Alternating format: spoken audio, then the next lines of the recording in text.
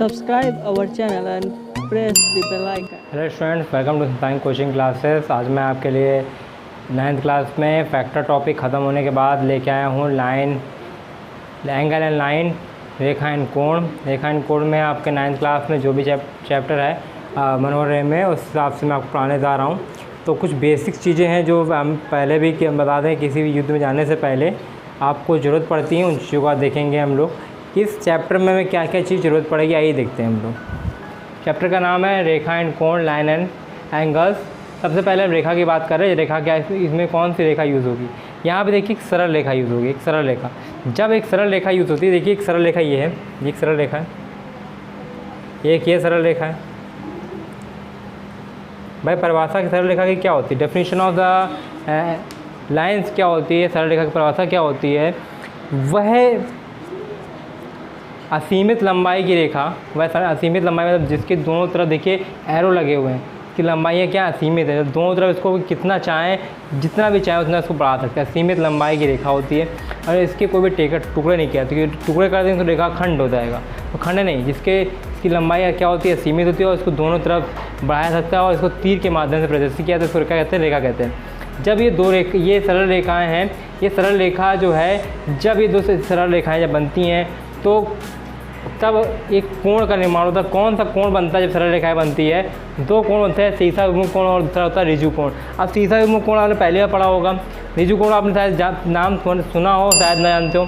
तो इसको सरल भाषा में सरल कोण भी कहते हैं। सरल रेखा बनने वाला कोण क्या था? ऋजु कोण कहता है। सरल रेखा मतलब ये जो सरल रेखा है, इस सरल रेखा में बनने वाला जो कोण है उसको क्या कहते हैं? ऋजु कोण कहते हैं या सरल भी कोण कहते हैं। जिसका मान कितना होता है?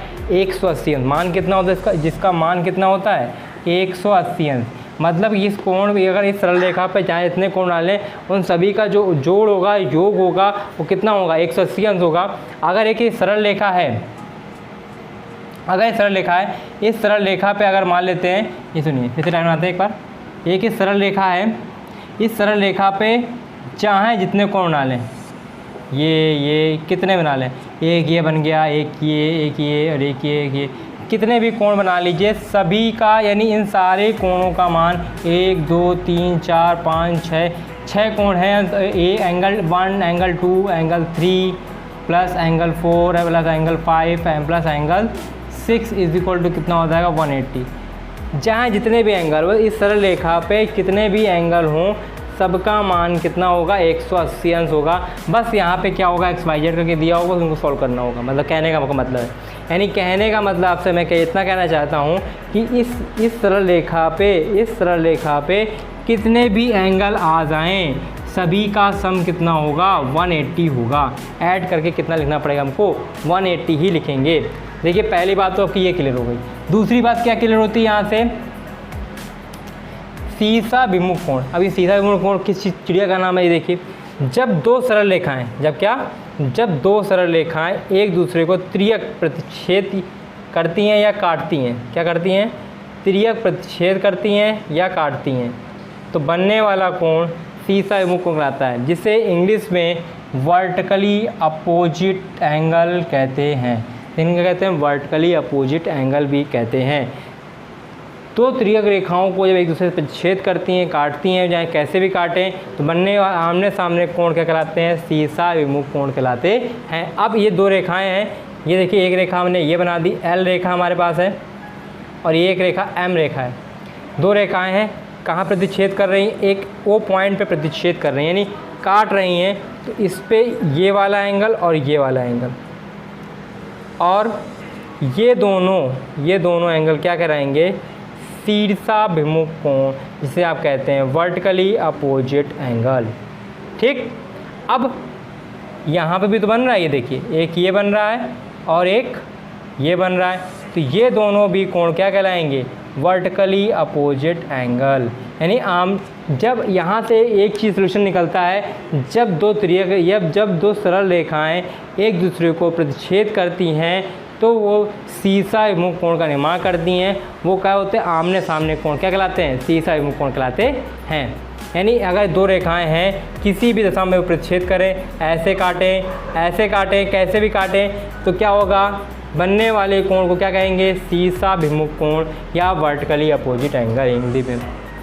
हिंदी में अगर कठिन लग रहा हो लिखने में तो आजकल वर्टिकली अपोजिट एंगल भी कहते हैं, VOA के नाम से जानते हैं, सीधा विमुख कोण।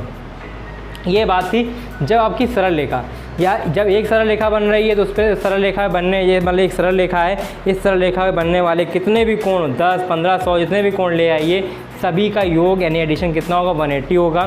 दूसरी बात, जब दो सरल रेखाएं उसमें मिलती हैं तो कौन सा एंगल आती है, सीधा कोण आती हैं, जिससे हम क्या कहते हैं, वर्टिकली अपोजिट एंगल कहते हैं। ये तो आपकी सरल रेखा की बात करी। अब समांतर रेखा की बात कर लें। समांतर रेखा क्या होती है?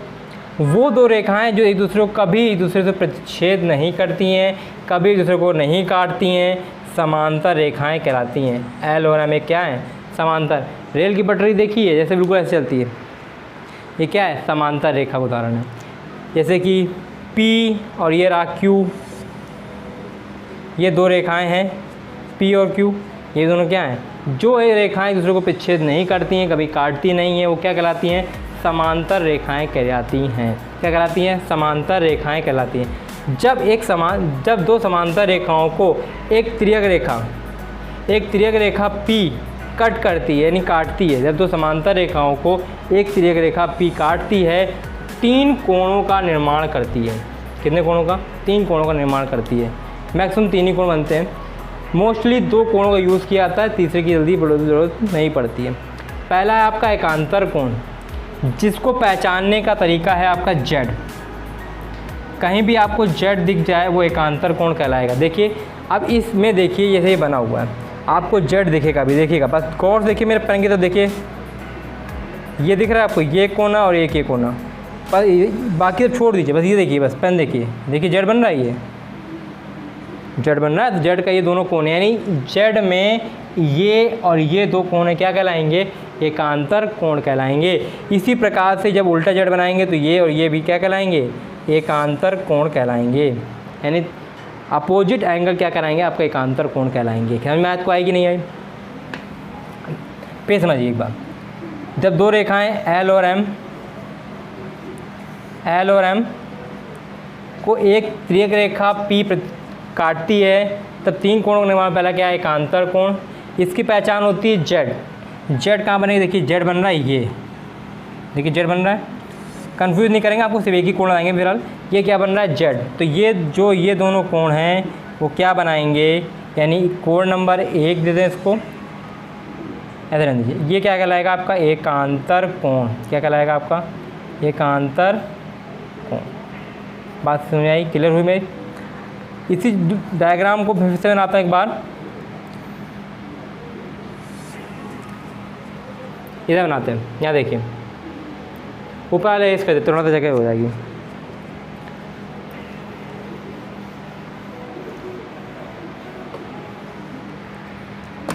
बस बने रहिए, हमारे वीडियो को लास्ट तक देखिए और बस आपको बस तुरंत आ जाएगा झट से। देखिए पहले क्या है? एकांतर कोण बात करी, जहाँ पे क्या मिलेगा? वो Z मिलेगा। अब संगत कोण की बात कर लें। संगत कोण की पहचान होती है एक तरफ एक जैसा, एक तरफ एक जैसा। ये इसकी पहचान होती है। अब ये कैसे पहचान है भाई? पहचान मैंने तो बनाई हुई है। देखिए कैसे पहचानते क्या है कि अब जब डायग्राम वही दो रेखाएं L और M को एक P रेखा क्या करती है? प्रतिच्छेद करती है, काटती है, तो एक तरफ एक जैसा। क्या लिखा? एक तरफ एक जैसा। क्या? इस तिर्यक रेखा के जस्ट ऊपर और समांतर रेखा के जस्ट यहाँ पे। और देखिए ये समांतर रेखा और तिर्यक जस्ट के ऊपर, यानी एक तरफ एक जैसा, मतलब दोनों एक ही तरफ हो और एक जैसे पोजीशन में हो, वो क्या कहलाते हैं? संगत कोण कहलाते हैं। क्या कहलाते हैं आपके? संगत कोण। क्या कहलाते हैं? संगत कोण।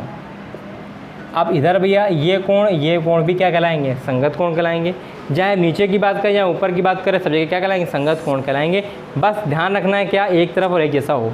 अगला कोण है संलग्न कोण, जिसको हम स्टेपलर की पिन के नाम से जानते हैं। ऐसे ये इसकी पहचान होती है। और इन दोनों कोणों का योग जो होता है वो 180 होता है। इन दोनों जो सम होता है वन कितना होता है? 180 होता है।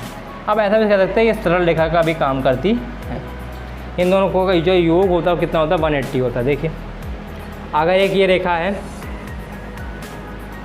दो समांतर रेखाएं L और M कोई एक तिर्यक रेखा जब कट कर रही है तो जब देखिए यहाँ पे एक स्टेपलर की पिन बनेगी, देखिए ये बन रही है और ये देखिए ये बन रहा है, तो इन दोनों का जो सम होगा वो कितना होगा, 180 होगा। इन्हीं कोणों को हम क्या कहेंगे, संलग्न कोण कहेंगे। बात समझ में आई आपको मेरी। एक आंतर कोण यानी जहाँ क्या बन रहा हो जेड, संगत कोण कहाँ, एक तरफ एक जैसा हो, और संलग्न कोण क्या, जिनका योग कितना हो, 180 डिग्री हो। तो समांतर रेखा जब होगी तो ये 3 कोण बनेंगे। आगे देखते हैं हम लोग अगला टॉपिक इसमें। अगली चीज़ हम इसमें क्या सीखेंगे, जब क्वेश्चन पढ़ेंगे आपको एक क्वेश्चन जगह मिलेगा प्रतिवर्ती कोण, प्रतिवर्ती कोण, एक आपको चीज़ मिलेगी प्रतिवर्ती कोण। जो जैसे भी प्रतिवर्ती कोण पूछा गया है तो रिफ्लेक्सिव एंगल इसको बोलते हैं, इंग्लिश में बोलते हैं प्रतिवर्ती कोण। तो 360 माइनस कोण, इसका फॉर्मूला क्या होगा, 360 माइनस कोण। क्या होगा इसका फॉर्मूला, 360 माइनस कोण। जो भी कोण होगा वो 360 से माइनस कर देंगे, क्या आ जाएगा, प्रतिवर्ती कोण आ जाएगा। इसके अगला हमारा पास जो अगला चीज़ होगा क्या होगा, पूरक कोण, पूरक कोण और समपूरक कोण। समपूरक कोण, दो कोण। और पूरक की परिभाषा क्या होती है, जिन दो कोणों का मान 90 अंश है, दो कोणों को जब ऐड करेंगे उनका मान कितना है, 90 अंश आए तो क्या कहलाते हैं, पूरक कोण कहलाते हैं। और जिन दो कोणों को जोड़ने पर योगफल कितना है, 180 अंश आए, वो क्या कहलाएंगे, कोटि आपका समपूरक कोण कहलाएंगे। भी मानने की बात आती है, जब भी कहेगा कि क्वेश्चन में दो पूरक कोण है और एक कोण दूसरे कोण का 10 गुना है, 4 गुना है, इतने गुना है, ऐसा क्वेश्चन बोलेगा तब आपको क्या करना है, जब पूरक कोण जब बोलेगा तो एक कोण जो फर्स्ट एंगल होगा, पहला जो कोण होगा, पहला कोण जो पहला कोण होगा उसको आप क्या मानेंगे, उसको आप हमेशा x मानेंगे। और जो दूसरा कोण होगा उसको आप 90 माइनस एक्स मानेंगे। और संपूरक में यही चीज़ आती है, जब पहला जो कोण होगा उसको आप x मानेंगे और जो दूसरा कोण होगा, दूसरा जो कोण होगा उसको आप मानेंगे 180 माइनस एक्स। सबसे पहले आप दो कोणों को मान लेंगे और उसके बाद सॉल्व करेंगे। तो आपके लिए इतना ही था, इस चैप्टर में इतना ही पढ़ रहे हैं हम लोग, और इसके बाद हम लोग अब देखेंगे क्वेश्चंस।